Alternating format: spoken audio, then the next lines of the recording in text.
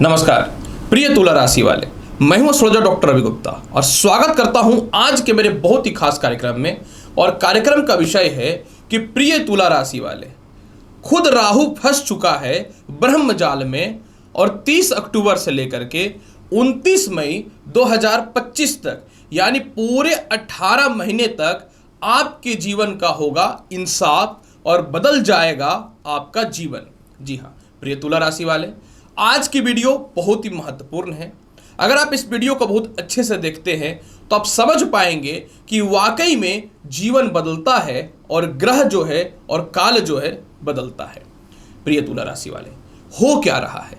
30 अक्टूबर को राहु जो राक्षसों के कारक है, जो पापी ग्रह है, जो प्रत्येक मनुष्य को रंक से राजा या राजा से रंक बना सकता है या मनुष्य को उस स्थान पे भी पहुंचा सकता है शुभ हो जो इंसान कभी सोचा भी नहीं था। हो क्या रहा है तुला राशि वाले? यही राहु 30 अक्टूबर को मेष राशि को छोड़ करके यानी आपकी जन्म कुंडली से सप्तम भाव को छोड़ करके षष्ठम भाव जो राहु का कारक स्थान होता है, जहां पे राहु सर्वाधिक शक्तिशाली होता है, यहां प्रवेश कर रहे हैं। जैसे ही तुला राशि वाले राहु सप्तम भाव को छोड़ करके षष्ठम भाव पे प्रवेश करेंगे तो आपके जीवन का इंसाफ होना चालू हो जाएगा। प्रिय तुला राशि वाले, आपको यह जानकारी मैं देना चाहता हूं कि जब राहु पिछले 18 महीने से सप्तम भाव में था ना, तो आपके जीवन में जो दुख रहा है ये सभी ने देखा है। एक तो राहु के ऊपर जनवरी से शनि की दृष्टि, और जनवरी 2023 से पहले आपके ऊपर शनि का ढैया। मतलब सच्चाई तो यही है कि ढैया तो आपके जीवन में जुलाई तक था, मतलब कहीं न तो कहीं राहु जो है आपको कहीं का नहीं छोड़ा और शनि भी कहीं का नहीं छोड़ा। मैं बात तो सिर्फ 18 महीने का कर रहा हूं, लेकिन सच्चाई है कि उससे पहले भी आपका टाइम अच्छा नहीं था। सच्चाई है कि 2018 से ही आपके डिस्टर्बेंस थे, क्योंकि अष्टम भाव का भी राहु कुछ ढंग का फल नहीं देने वाला था। अब यहां पे जब सप्तम भाव में 18 महीने तक राहु रहा तो सबसे पहला ये काम क्या किया है, आपके मैरिड लाइफ को खराब किया, व्यर्थ का स्थानांतरण कराया, व्यर्थ का नौकरी में परिवर्तन कराया, व्यर्थ का पार्टनरशिपिंग कराया। पैसे जरूर आए आपके पास, इसमें कोई शक नहीं है, लेकिन मेंटल डिस्टर्बेंस बहुत रहा। सम्मान भी खराब हुआ, घर से दूर किया, परिवार से दूर किया, धोखे से शादी हुआ। जिस भाई बहनों पे, जिस रिश्तेदारों पे, जिस दोस्तों पे आप विश्वास करते थे, उन्होंने आपको धोखा दिया। कहीं न तो कहीं जीवन साथी से भी आपको धोखा मिला। लेकिन ये 18 महीने में जब लग्न में राहु रहा ना, तो आपने भी अपने जीवन का कुछ ऐसे डिसीजन लिए हैं जो आपको खुद अपने पैर पे कहीं न तो कहीं कुल्हाड़ी मारने का काम किया। आपने प्रॉपर अपने दाम्पत्य जीवन पे भी अपने काम के चक्कर में नहीं ध्यान दे पाए। कहीं न तो कहीं आपके अंदर क्रोध, चिड़चिड़ापन, लग्न भाव में दृष्टि पड़ने के कारण और तीसरे भाव पे राहु का नीच दृष्टि पड़ने के कारण जो है आप स्वयं परिवार रिश्तेदारों से दूर होते चले गए। यानी राहु आपको पैसे के लिए और करियर के लिए कुछ हद तक तो रास्ता खोला, लेकिन बर्बाद भी कर दिया। बाकी व्यर्थ का नौकरी में परिवर्तन और व्यर्थ का नौकरी को चेंज करना, अहंकारी हो जाना, ये तो राहु फल दिया ही। अब राहु 30 अक्टूबर को जैसे ही षष्ठम भाव में प्रवेश करेंगे, पहला बात ये मीन राशि में प्रवेश कर रहे हैं।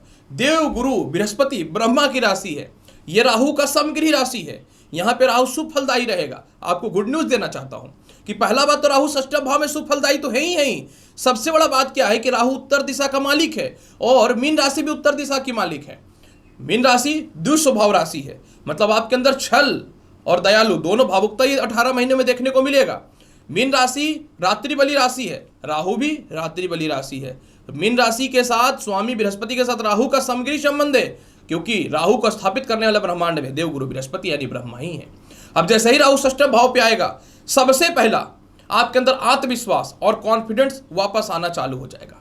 जो व्यर्थ के केस मुकदमा में आप फंसे उसमें विजयी होना चालू हो जाएंगे, नहीं तो सामने वाला बंदा केस उठा लेगा। जैसे ही राहु षष्ठम भाव में आएगा आपके जीवन में 18 महीने तक, आपके जीवन में सबसे ज्यादा कर्म क्षेत्र पर दृष्टि, जो कर्क राशि है, जो राहु की कहीं ना तो कहीं समगृही राशि है, यहां पे जैसे ही राहु की दृष्टि पड़ेगी, नौकरी व्यवसाय में आपका योग अच्छे हो जाएंगे। जो बार बार इंटरव्यू में फेल हो रहे थे, द्वितीय संतान का स्वास्थ्य खराब या द्वितीय संतान के भविष्य को लेकर जो परेशानियां थी, इसमें सुधार होना चालू हो जाएगा। कर्म क्षेत्र में दृष्टि पड़ने के कारण जो है तुला राशि वाले, जो काफी समय से जिनको लगता था नौकरी व्यवसाय नहीं होगा, वह ठीक होगा। आप ससुराल पक्ष से दूर हुए, माता पिता से दूर हुए या उनको कष्ट हुआ, इसमें सुधार होना चालू हो जाएगा।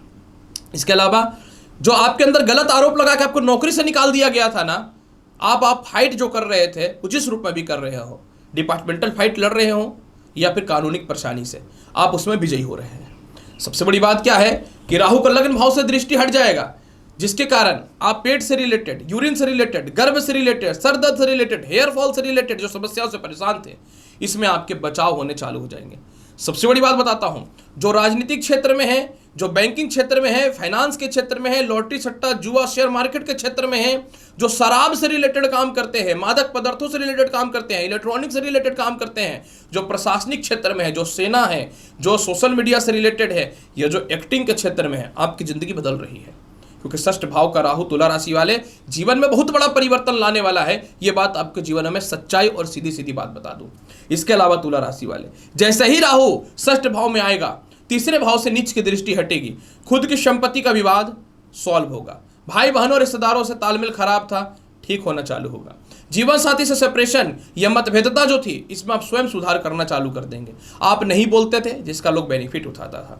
आप नहीं बोलते थे, आपके पैसे लोग बचा करके रखे हुए थे। आप नहीं बोलते थे, परिवार के लोग इसके फायदे उठा रहे थे। आप नहीं बोलते थे, लव लाइफ में स्थिति खराब चल रही थी, इसमें सुधार होगा और आप परफेक्ट तरीके से बोलना चालू कर देंगे। षष्ठम भाव का राहु आप अपने स्वयं युद्ध नीति से, राजनीति से, चतुराई से, चालाकी से, छल से अपने आप को फिर से स्थापित करेंगे सही स्थान पे, क्योंकि राहु छल सिखाता है।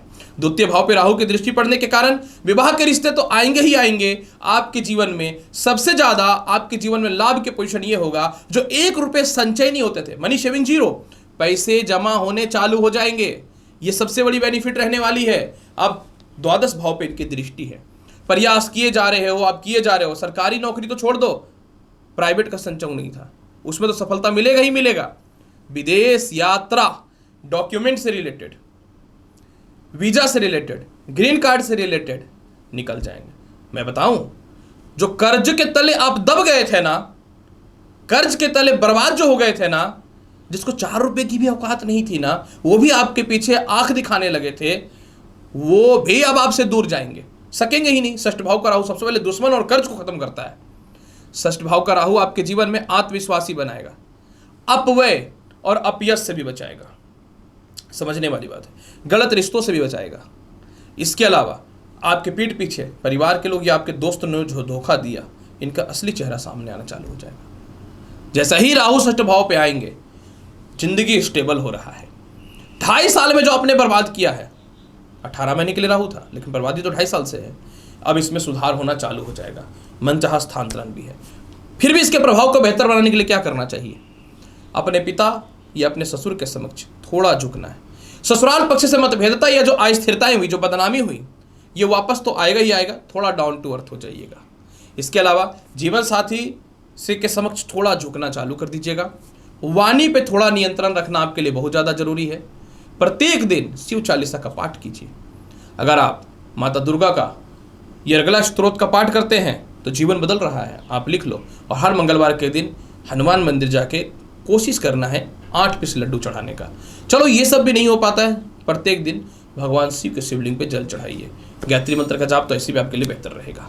तो प्रिय तुला राशि वाले, राहु क्यों फंस गया खुद ब्रह्मजाल में और क्यों आपके जीवन में बदल रहा है आपकी किस्मत और हो रहा है जिंदगी का इंसाफ, इसकी संपूर्ण जानकारी मैंने आपको दे दिया। उम्मीद करता हूँ बताई गई जानकारी से पूर्ण रूप में संतुष्ट होंगे। चैनल पर नए हैं तो लाइक करिए, शेयर करिए, सब्सक्राइब करिए। मिलता हूँ अगली वीडियो में और महत्वपूर्ण और ज्ञानवर्धक जानकारी के साथ। तब तक के लिए नमस्कार, अच्छे से रहिए, धन्यवाद।